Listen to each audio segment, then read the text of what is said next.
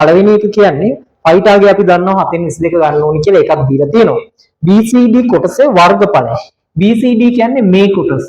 එහෙනම් මෙන්න මේ කේන්ද්‍රික ඛණ්ඩයක වර්ගඵලය නම් පුතේ ඔයා කරන්න ඕනි මුළු වෘත්තයකම නම් කොච්චරද කියලා මම හිතන්න කිව්වා.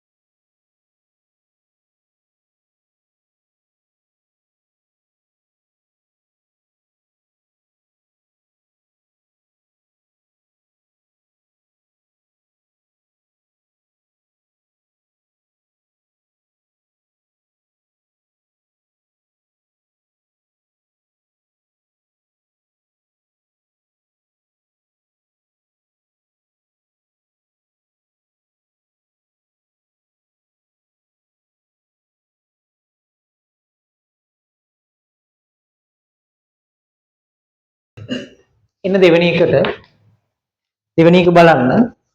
දෙවෙනි එකේ තියෙන්නේ අපිට ABDE කොටසේ වර්ගඵලය, ABDE කොටසේ වර්ගඵලය BCD කොටසේ වර්ගඵලය මෙන් 4 ගුණයක් වේ. ඒ කියන්නේ මේකේ සටහන් කරගන්න 77 වගේ මෙයා කී ගුණයක් වෙනවද? 4ක් වෙනවා. එහෙනම් ABDE කොටසේ වර්ගඵලය ඔයාට ගණනය කරගන්න පුළුවන්. දැන් පළවෙනි එක අහන්නේ AB දිග. වර්ගඵලය අපි හොයාගත්තානේ. මෙයා වගේ කී ගුණයක්ද? 4 ගුණයක්. එහෙනම් මෙන්න මෙයාගේ දිග තමයි අහන්නේ අපි. එහෙනම් මෙයාගේ වර්ගඵලය කියන්නේ කවුද? AB ගුණ කිරීම කාටද? DB ට. පැහැදිලිද? හරි. එහෙනම් අපි ඒක හදන්න ගමු. AB දිග හදා ගන්න නම් අපිට ගන්න පුළුවන් දෙවෙනි එකේ විදියට AB ගුණ කිරීම කවුද ඉන්නේ මෙයාගේ පළල හරි දිග හරි. අපි දන්නේ නැහැ. හරි. මෙන්න මේ BD කියන කොටස 14යි. ඒක සමාන කරනවා මේ කොටසේ වර්ගඵලය. 77යි ගුණ කිරීම කවුද? 4. එහෙනම් ලියාගත්තා 77 ගුණ කිරීම 4. එහෙනම් දැන් AB ඔයාට හොයාගන්න පුළුවන් AB සමානයි 77 ගුණ කිරීම 4. 14 මෙහෙට එද්දි මොකද වෙන්නේ? මේ 14 මෙහෙට ගෙනවා කියන්නේ කීයද? බෙදනවා කීයෙන්ද? 14. එහෙනම් දැන් සුළු කරන්න 4ට 2 කුඩවල් 2යි මේකට කීයද? මේකට 2 කුඩවල් 7යි. සුළු කරන්න පුළුවන් AB සමානයි 77 ගුණ කිරීම 2 බෙදීම 7.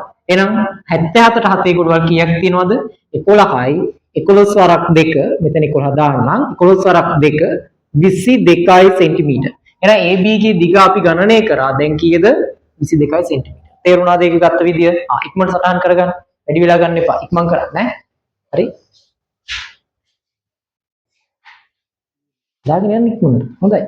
හරි. එන්න තුන්වෙනි එකට. තුන්වෙනි එක බලමු DC චාප දිග. තුන්වෙනි එක අපිට කියන්නේ DC චාප දිග. කවුද මේ DC? DC කියන්නේ මෙතෙන්ට. චාප දිග කොහොමද අපි හොයාගන්නේ? චාප දිග හොයන සූත්‍රය කවුද? මෙයා වර්ගඵලය හොයන සූත්‍රයේ කේන්ද්‍රික ඛණ්ඩයක චාපදික හොයන්නේ DC චාපදික ඔන්න බලන්න චාපදික සමානයි වෘත්තයකම නම් පරිධිය කොච්චරද 25r ඒක ගුණ කරනවා අපි 360න් θ එයි වෘත්තයකම නම් 25r තියෙනවා මෙතන තියෙන්නේ අංශක 45ක කේන්ද්‍රික ඛණ්ඩය හරිද එතකොට කේන්ද්‍ර කෝණය 45යි එහෙනම් මේක අපි බලා ගන්න 360න් θ ගෙන් ගුණ කරනවා එහෙනම් දැන් හරි දෙක ගුණ කිරීම 5 ගියාගේ 7න් 22යි r ගියාගේ සෙන්ටිමීටර් 14යි 360න් θ කියන්නේ 360න් 45යි හරි අපි සුළු කරලාම ඊළඟ එකට යමු හරි ඔන්න බලන්න 14ට 7 කොටවල් 2යි දෙවරක් 22 44 ගුණ කිරීම 2 360න් 45යි කියන්නේ 8න් 1යි දැන් එහෙනම් සුළු කරගන්න පුළුවන්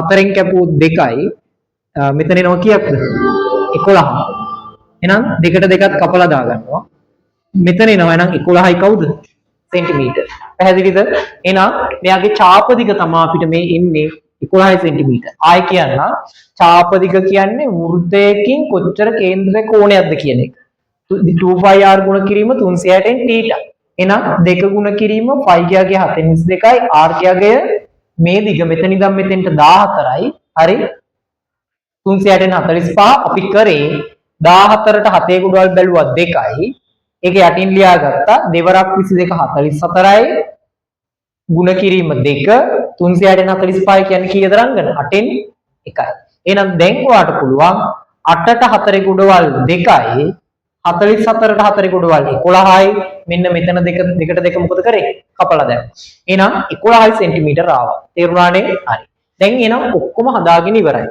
ඊළඟ ගාන හරි ඔක සටහන් කරගත්තද හතරවෙනි එකේ අපිට කියන්නේ මෙයාගේ පරිමිතිය හොයන්න කියලා වත්තේ පරිමිතිය හතරවෙනි එක බලන්න හතරවෙනි එක මේක 14යි මීටර මෙයාගේ 22යි නම් මෙයාගෙත් කීයද 22යි සෙන්ටිමීටර නෙවෙයි සෝරි කොහොමද සෙන්ටිමීටර කියලා දාලා තියෙන්නේ හරි මෙතනත් සෙන්ටිමීටර දාලා තියෙන්නේ මීටර වලින් තියෙන්නේ 11යි මීටර හරි එහෙනම් මෙතනත් මීටර 22යි මීටර මෙතන 14යි නම් මෙතනත් කීයද 14යි මීටර තේරුණාද පරිමිතිය කියන්නේ මෙතනින් පටන් ගන්නවා 22යි මීටර 14යි මීටර එකතු කිරීම 11යි මීටර එකතු කිරීම 22යි මීටර එකතු කිරීම 14යි මීටර